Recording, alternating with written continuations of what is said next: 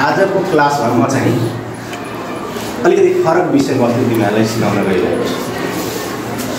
जसरी हामीले वाद विवाद प्रतियोगिता कार्यक्रम सञ्चालन गर्दैछौँ केही दिनमा, त वाद विवाद प्रतियोगिता कार्यक्रममा वाद विवाद प्रतियोगिताको लागि सुरुको जुन पाठ छ, कुनै पनि डिबेट कार्यक्रममा बोल्दै गर्दाखेरि सुरुमा जुन भाग हुन्छ, एकदमै महत्त्वपूर्ण भाग हुन्छ, त्यो भाग भनेको सम्बोधन।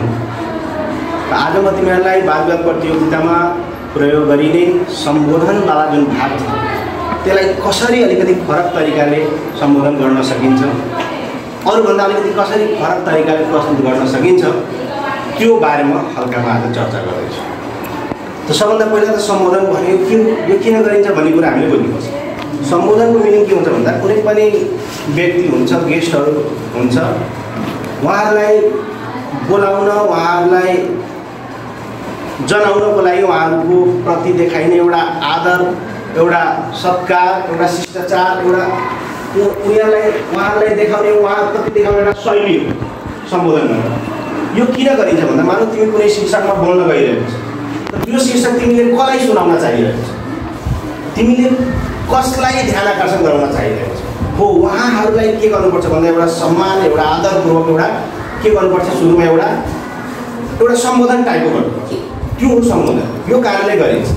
सिधै जाने, मानौ तिमी गयो स्टेजमा, सिधै आफ्नो कुरा राख्न थाल्यो, त तिमीले कसलाई सुनाउन चाह्यो, उहाँहरूलाई सुरुमा के गरिदिनुपर्छ, एउटा राम्रो शैलीमा चाहिँ एउटा उहाँहरूलाई सम्मान, एउटा आदरपूर्वक ध्यान आकर्षण गराउनको लागि एउटा पाइने एउटा शैली हो सम्बोधन। यो एकदमै महत्त्वपूर्ण भाग वाद विवाद प्रतियोगितामा सुरुमा जुन यो भाग छ, एकदमै यसैले भनिन्छ नि हुने बिरुवाको छिलो भाग। तिमीले सम्बोधन यदि राम्रोसँग गर्यौ भने त्यो जजहरूको मनमा तिम्रो प्रति पोजिटिभ भावना आइहाल्छ। त्यसपछि तिमीलाई या गेस्टहरूलाई पनि तिमी राम्रो लाग्न थाल्छौ।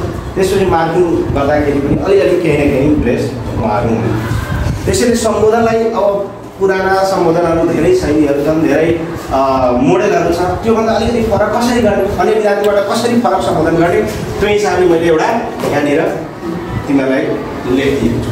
र यसमा के लेखिएको छ भन्दा कुनै पनि वाद विवादमा सम्बोधन अगाडि भन्नुभन्दा पनि अगाडि सबभन्दा पहिला सुरुवात तिम्रो एउटा त्यही शीर्षकसँग, तिमी जुन शीर्षकमा बोल्न गइरहेको छ त्यो शीर्षकसँग सम्बन्धित एउटा सायरी या एउटा गजल, एउटा छोटो 2 लाइनको कविता टाइपको तिमीले भनेर सबै तिमीले त्यस्तो कविता भन्यो भने सबै गेस्टको के हुन्छ, तिम्रो प्रति ध्यान आकर्षण हुन्छ।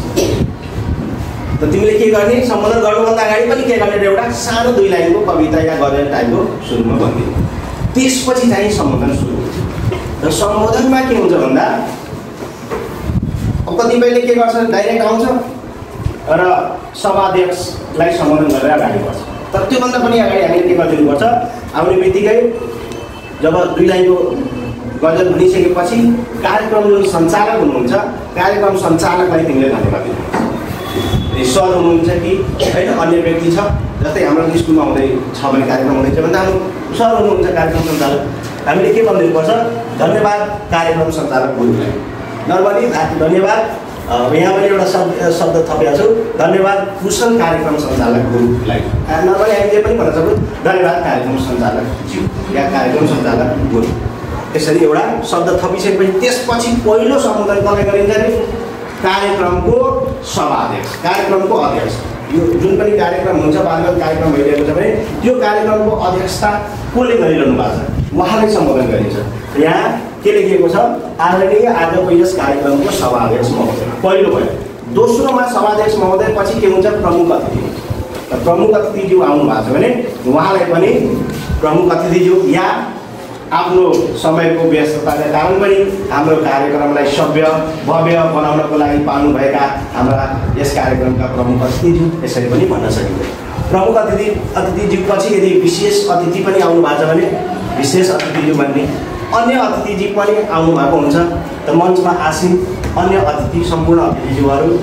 त्यसपछि अतिथिज्यूहरूलाई सम्बोधन गरिसकेपछि वाद विवाद प्रतियोगिताको लागि म यहाँ लेखेको छु, अन्य कार्यक्रममा अन्य फरक किसिमको हुन्छ, तर वाद विवादको लागि विशेष त्यहाँ एउटा निर्णायक मण्डलको टिम हुन्छ, जजहरूको एउटा टिम हुन्छ जसले तिम्रो भनाइलाई मूल्याङ्कन गरी रिजल्ट निकाल्नुहुन्छ। त उहाँलाई सम्बोधन गर्नुपर्छ। त पुराना शैलीमा त के दियो भन्दा निष्पक्ष निर्णायक मण्डल दियो। या त्योभन्दा अलिकति यता आएर दुधको दुध पानीको पानी छुट्याउनलाई बस्नुभएका निर्णायक मण्डलीहरू पनि भनियो। तर त्यो अलिकति अब कम स्ट्यान्डर्डका शब्दहरू हो। अलिक फरक तरिकाले भनियो भने हामी के भन्न सक्छौँ, मैले यहाँ के लेखेको छु, पूर्णिमाको जुन र औँसीको रात जस्तै।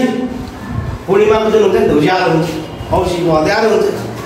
बोल्ने बेला पनि कुनै एकदम राम्रो बोल्छ, कुनै अँध्यारो जस्तो अलिक खराब बोल्छ। हो त कसले राम्रो बोल्यो, कसले नराम्रो बोल्यो, कसको तर्क सही कसको तर्क गलत। अब त्यसलाई चाहिँ यहाँनिर अलिकति साहित्यिक भाषामा पूर्णिमाको जुन र औँसीको रात जस्तै छर्लङ्ग छुट्याउनको लागि एक हातमा कापी र एक हातमा कलम लिएर बस्नुभएका निष्पक्ष निर्णायक मण्डलज्यूहरू भनेर यसरी सम्बोधन गर्यो। अब त्यसपछि त्यहाँ अर्को के बस्नु भएको हुन्छ भन्दा समय पालक, टाइम किपर। 5 मिनटको समय हुन्छ, टाइम हेर्ने मान्छे बसेको हुन्छ, उहाँलाई पनि सम्बोधन गर्नुपर्छ।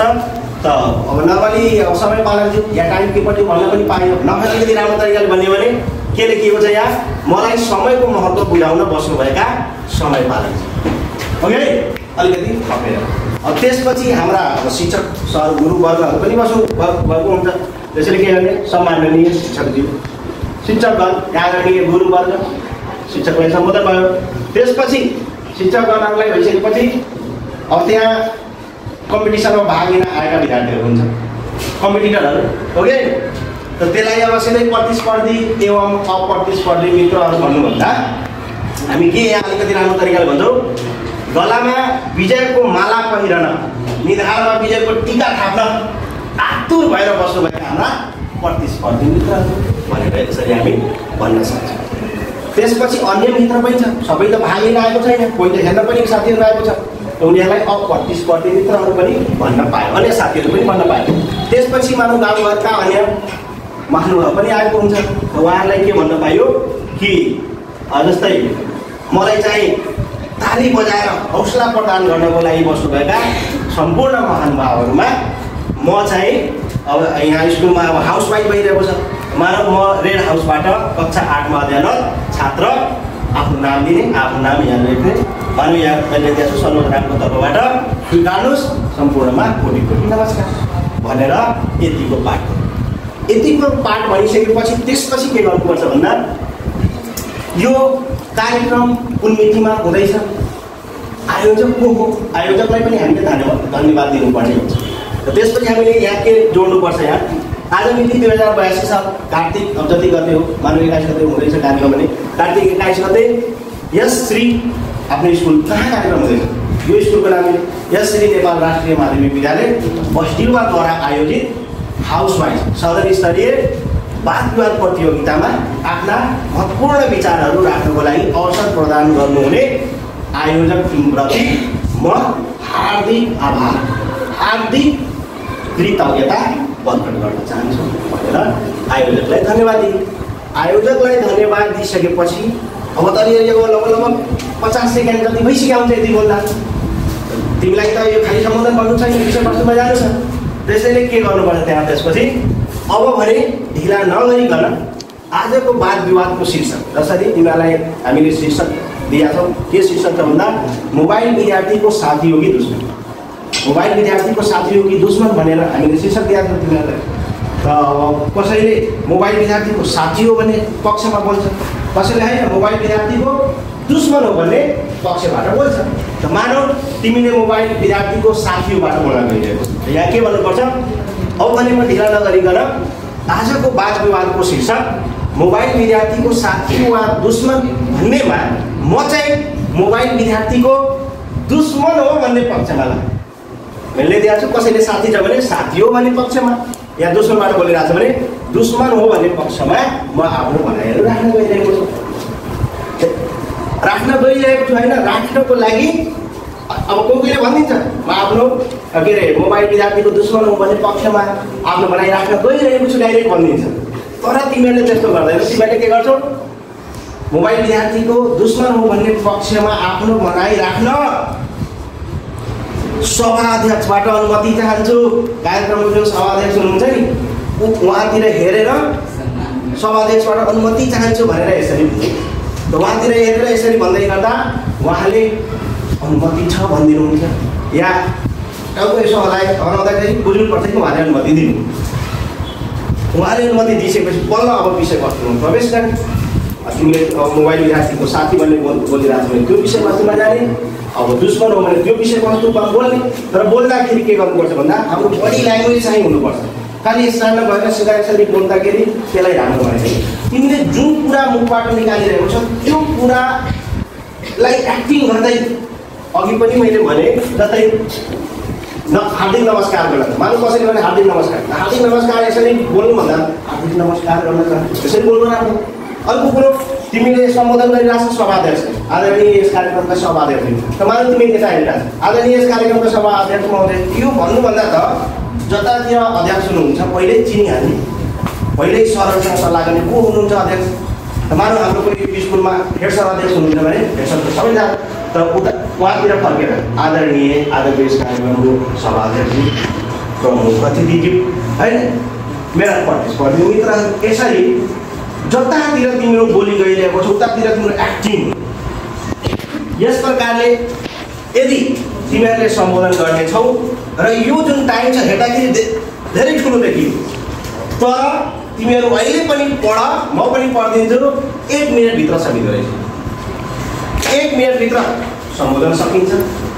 त्यसपछि 3 मिनेटमा तिम्रो के भइहाल्छ विषयवस्तु कन्टेन्ट तिमीहरू सघाउँछौ र बाँकी 1 मिनेट जो लास्टमा हुन्छ त्यो 1 मिनेटमा निष्कर्ष भन्ने इन्डिङ गर्ने। यसरी 5 मिनेटको समयलाई हामीले सकेको र आजको यो जुन क्लासमा मैले के गरेँ कि वाक्य प्रतियोगितामा सम्बोधनलाई कसरी सम्बोधनवाला पाठलाई कसरी अगाडि बढाउने कसरी राम्रो तरिकाले सम्बोधन गर्ने भन्ने कुरामा मैले आज यसरी तिमीहरूलाई छलफल गराएँ। आशा छ तिमीहरूले कार्यक्रममा योभन्दा पनि राम्रो तरिकाले सम्बोधन गर्नेछौ यति म भन्न चाहन्छु।